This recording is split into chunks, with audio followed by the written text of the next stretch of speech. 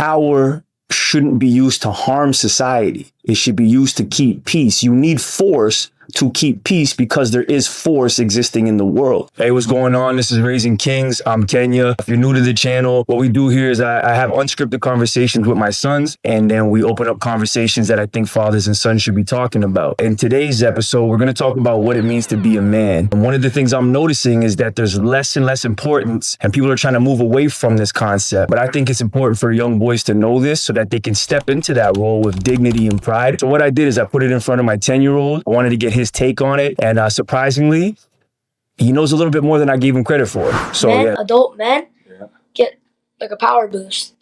You think that because that happened to them, they must protect?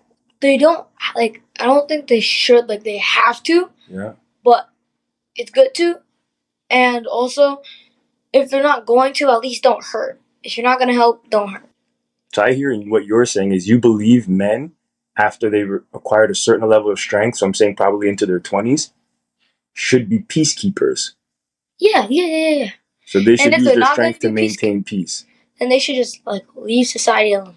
They can be in it. Yeah. But they shouldn't try to hurt it because they live in it. So right. There's no point. That's just weakening your civilization. Men can fight men. I have no problem with that. Yeah. Old people can fight old people, but they shouldn't because they're old. They're gonna be like. Why is that though? Huh? Why is that though? They're still men, aren't they? Aren't they No, they're not. They're not men.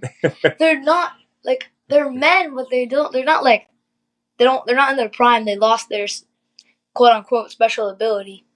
Whatever's happening right now, my involvement protects somebody vulnerable. If that's the case, then you just got to do it. Yeah, honestly, try our best, because men should protect. They're helpers, protectors.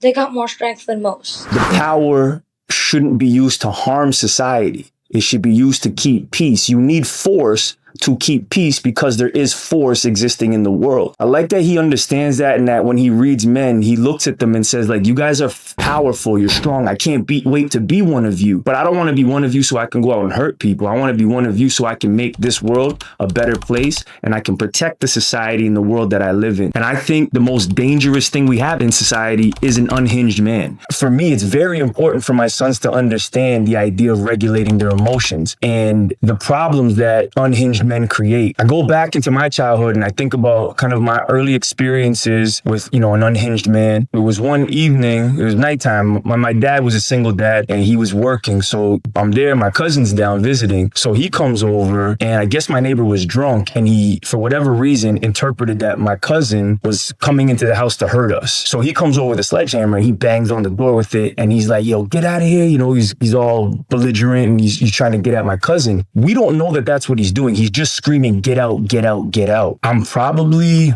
I want to say 10 years old, maybe 11. My older sister's there. She's maybe 13. And my cousin, he's probably 15 or 16. So he's scared. We're all scared, to be honest. And it's this first experience of unhinged man. And also simultaneously, it's this idea of you got to start protecting. You got to start being brave, because now here's fear. And we got a choice. We're alone. If we don't do something, we're going to get hurt. Then they look back at me and they're like, go get dad's machete, because if he comes through, we're going to have to do something. So I'm 10 years old and I just spring into it. So there's two things happening here. A, the fact that we have a machete in the house is proof. And I've always heard this from my dad, that the world is a violent place. You got to protect yourself. I'm ready. So I go, I'm scared. But at the same time, I'm kind of reconciling myself. If he comes through, this is my neighbor too. You got to understand, I've seen him when he's not drunk. So it's really scary, the fact that this is somebody, not that I genuinely care about, but somebody that I know, and I'm going to have to hurt him. And in real time, I'm accepting that. So I'm holding this thing and I'm 10 years old, but it's I got to be brave. Another man in that instance is what saved us, because my sister was able to get to a phone. She got the neighbor that lived behind us, and that man came over, and I'm pretty sure he had a gun, or at least was convincing the guy that he did have one. And he was able to get the drunk man to be scared enough to leave us alone. So again, it was the calling of another man brave enough to come through against another man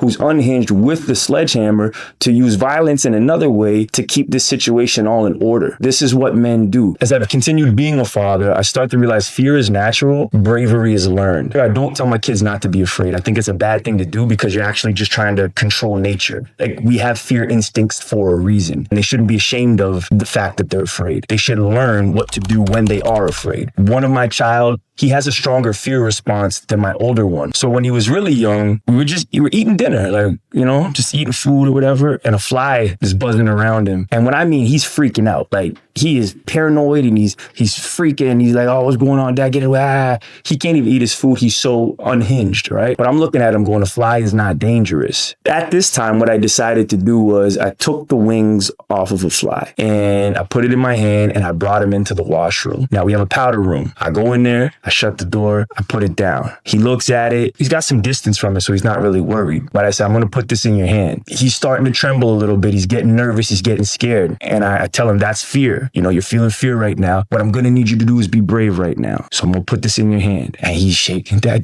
please don't. And I'm saying, this is fear, man. So I put it in his hand. He's trembling, but he's in it. He's sitting in it. And this is the beginning of bravery, is sitting in your fear. So I only do it for maybe 5 seconds or so. I take it out and I go, okay, breathe. Like, everything's still the same? Okay, that was fear. That feeling, that alarmingness, it's your senses heightening you to tell you something is possibly dangerous. There's a risk, but not everything is that, So sometimes you have to sit in it to kind of realize, is it or isn't it? He's now going on 9 years old, and he's been able to take these experiences that I've given him to lean into being brave. He actually gets excitement out of it now, and this is kind of cool too. So like, it was nighttime and we were outside and we were just talking about fear, just chit-chatting about it. And I was like, you probably afraid of the dark, because there was an area, maybe 15 feet away from the front porch that had these bushes and it was just dark. And I was like, hey, let's purposefully take an opportunity to be brave. So he's like, okay, I'm going to do this. I'm ready.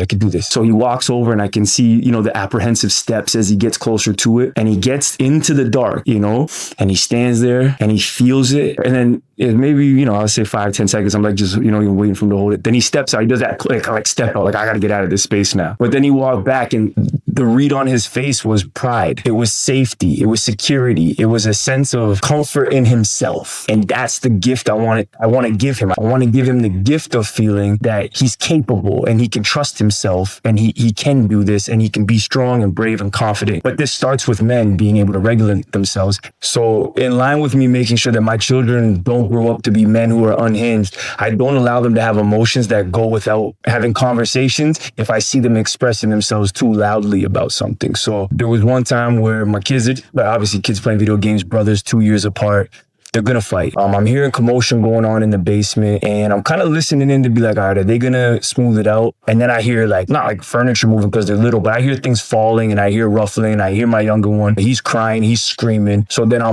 run into action like, yo, like, that's enough, y'all bring it up, So I bring them upstairs and I'm sitting here and I'm looking at both of them and they're both just huffing and puffing and whatnot. And I start listening to this story. And essentially it's like, big bro, he's trying to run the show. He's not giving any consideration to how, the littler one is experiencing it. So he don't really care what he's feeling. So he's kind of just like dismissing him and being inconsiderate. The other one, obviously his thing is like, he's trying to like be like, yo, see me. You're not really including me in nothing. And you're going to hear me right now. If you don't, do this by my request, it's going to happen by me like forcing you to do it. So I'm going to crash out right now and you're going to feel me. These are all real things that happen inside of people. So my goal in these instances isn't to tell people they're wrong. I sit and I listen, and the older ones kind of like, man, like I got to slow down all the time for you. You don't really know how to keep up. I'm trying to play this game. I'm trying to win. You just out here making mistakes and that's frustrating, And then the other ones like, but like every time you won't even give me space to learn. Like I love you, my big bro. I want to play with you and you not letting me,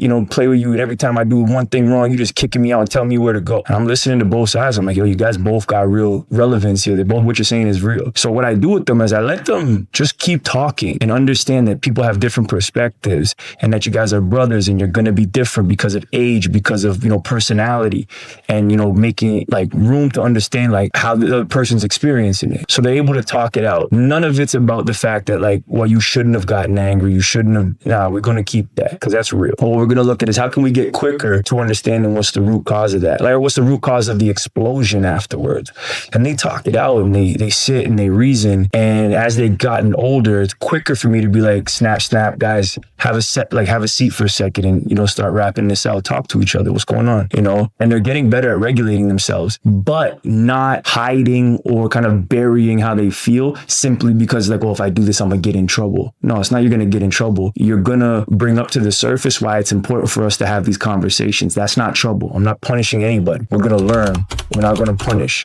Right? Because if I punish you, you're going to bury it. And that leads me into what I think is one of the biggest problems with men nowadays. We've been punished so much for what we feel and how we act on what we feel that we end up just getting rid of some of these emotions because we start to think that they have no use for us because all it ever does is give us a consequence. The ironic part, and I guess the sad irony of it all, is it's these same emotions that we need to access in order to be the best leaders that we can be, to have understanding, to have empathy, to have kind of discernment in situations. You need your mind and your body in full function in order to do these things. I get the men of the past and I understand times are changing though. We could be high emotion and high capacity. There's nothing that we should be limited by that we're just not able to understand because we're leaders. We can figure this out. And I think part of it is like just being in tune. I've seen a lot of men have like 3 states: mildly happy, maybe get a little bit more excited when their boys are around, content, they're just kind of there complacent and just, hey, just calm here, and anger. Like that's pretty much the 3 states that you see most men in. And I'm saying I've never seen a boy with only those 3 states. There is life. They're alive. They're feeling so many things. But later on, they get rid of all of those things. The part about it that kind of bothers me a little bit is that their moms have preserved all of their full spectrum of emotion. And then the moms become the de facto teacher of emotion, almost as if the dads don't understand. But it's kind of like they don't because they lost touch with all of those things. So now it's like we're going to like raise more limited men in limited capacity. And they're still going to have the desire to be a leader, but they're not going to have full function. We got to start taking ownership of that again. That's where I start out with my kids. It's very nuanced and it's complex. I get the details of it all and I understand the importance of it. So my thing is we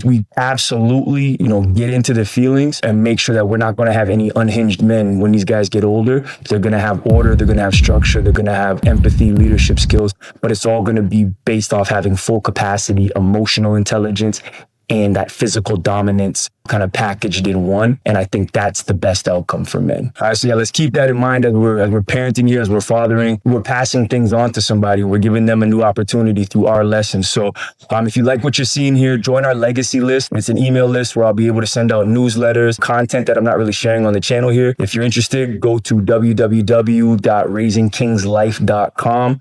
If you want to email me just to share stories, the more that I hear from the other fathers, the more content I can put out. I can, add topics that are not just about my life. They're about other things other men are experiencing. Obviously, like, comment, share, turn on the notification bell. Make sure you get those updates. Just keep help boosting this channel if it's important to you. Because I think this is a very important thing. And our children, our boys, it's our biggest responsibility here. So yeah, if you want to make the world a better place, we got to keep raising kings.